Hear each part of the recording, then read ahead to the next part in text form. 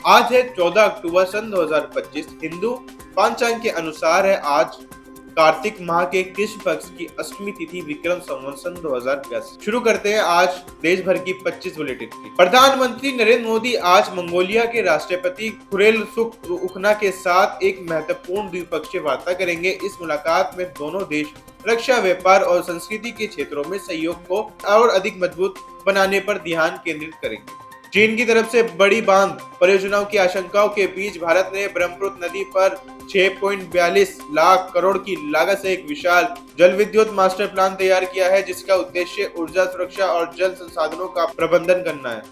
हरियाणा के अतिरिक्त पुलिस महानिदेशक एडीजीपी वाईएस पूनन की कथित आत्महत्या के बाद राज्य सरकार के मामले की निष्पक्ष जांच सुनिश्चित करने के लिए डीजीपी को लंबी छुट्टी पर भेज दिया है।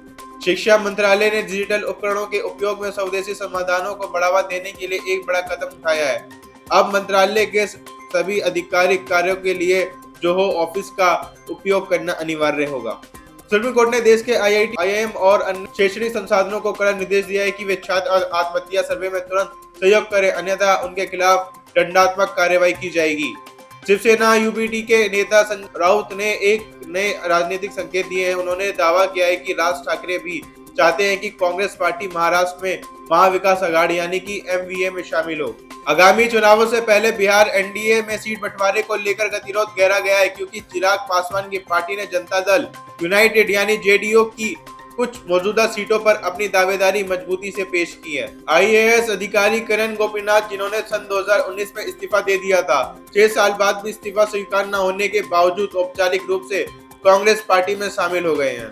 ईपीएफओ ने अपने अंशधारकों को एक बड़ी राहत दी है। अब वे विशेष परिस्थितियों में बिना कोई अतिरिक्त दस्तावेज जमा किए अपने भविष्य निधि यानी कि पीएफ से पूरी राशि निकाल सकेंगे। भारतीय सुरक्षा बलों ने जम्मू कश्मीर के कुपवाड़ा सेक्टर में नियंत्रण रेखा एलओसी के पास पाकिस्तान की तरफ से हो रही एक बड़ी घुसपैठ की कोशिश को विफल कर दिया, जिसके बाद जबरदस्त फायरिंग हुई।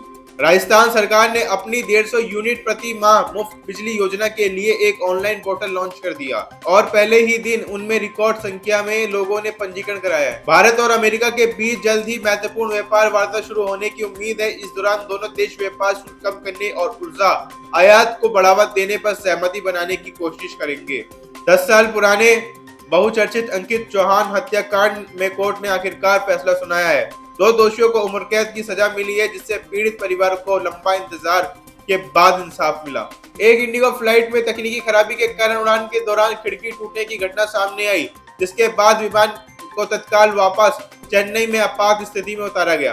गाजा में संघर्ष विराम को सुनिश्चित करने वाले गाजा घोषणा पत्र पर हस्ताक्षर हो गए हैं। इस समझौते के तहत अमेरिका, मिस्र, कतर और तुर्की ने शांति के गारंटर के रूप में कार्य करने की सहमति दी है। डोनाल्ड ट्रंप ने पाकिस्तानी पीएम शहबाज शरीफ की मौजूदगी में ही प्रधानमंत्री मोदी को बहुत अच्छा दोस्त बताकर भारत की जमकर प्रशंसा की। पाकिस्तान और अफगानिस्तान के तालिबान शासन के बीच सीमाई तनाव लगातार जारी है। पाकिस्तानी रक्षा मंत्री ने बयान दिया है कि दोनों देशों के बीच कभी भी दोबारा जंग शुरू हो सकती है। चीन ने अमेरिकी राष्ट्रपति डोनाल्ड ट्रंप द्वारा प्रस्तावित 100% टैरिफ प्रतिबंधों को पूरी तरह से खारिज कर दिया है और इसे दोनों देशों के बीच व्यापार के लिए ठीक तरीका नहीं बताया है। बंधकों की रिहाई के बाद ट्रंप ने इजराइल की संसद में एक ऐतिहासिक भाषण दिया, जिसमें उन्होंने इस समझौते को नए और ऐतिहासिक मिडिल ईस्ट का उदय बताया। श्रीलंका की प्रधानमंत्री हारिनी एक प्रमुख वर्ल्ड समिट में हिस्सा लेने के लिए पहली बार भारत आएंगी। यह दौरा दोनों देशों के बीच संबंधों को मजबूत करने पर केंद्रित होगा। समुद्र के अंदर डूबे एक पुराने जहाज के मलबे की हालिया खोज से खलबली मच गई है, क्योंकि इसमें अनुमानित अरबों रुपए के सोने के सिक्के और आभूषण मिले हैं। सोने की तस्करी के एक बड़े अंतर्राष्ट्रीय रैकेट का खुलासा हुआ है, जिसमें नेपाल के पूर्व विधानसभा अध्यक्ष को पुलिस ने गिरफ्तार किया है। अंतरिक्ष वैज्ञानिक ने चेतावनी दी है कि एक तेजी से बढ़ रहा क्षुद्र ग्रह एस्ट्रॉइड 2032 में चंद्रमा से टकरा सकता है, जिसमें चंद्रमा को बड़ा खतरा हो सकता है। डोनाल्ड ट्रंप ने चीन पर व्यापार शुल्क को भारी मात्रा में बढ़ाने की योजना की घोषणा की है, जिससे दुनिया की 2 सबसे बड़ी अर्थव्यवस्थाओं के बीच व्यापार युद्ध गहराने की आशंका है। चीन ने अपने अंतर्राष्ट्रीय यात्रियों के लिए एक अनोखी वॉशिंग मशीन विकसित की है, जो अंतरिक्ष में गुरुत्वाकर्षणहीन वातावरण में बिना पानी या डिटर्जेंट के कपड़ों को साफ कर सकती है। इजरायली पीएम बेंजामिन नेतन्याहू ने गाजा शांति समझौते के बावजूद हमास को अंतिम चेतावनी दी है कि अगर उससे जल्द ही अपने हथियार नहीं छोड़े तो इजराइल की कार्रवाई की एक सीमा है। फिलहाल बुलेटिन में बस इतना ही। इसी तरह की खबर देखने के लिए हमारे साथ देखते रहें आंचलिक खबरें, अपनी खबर आप तक।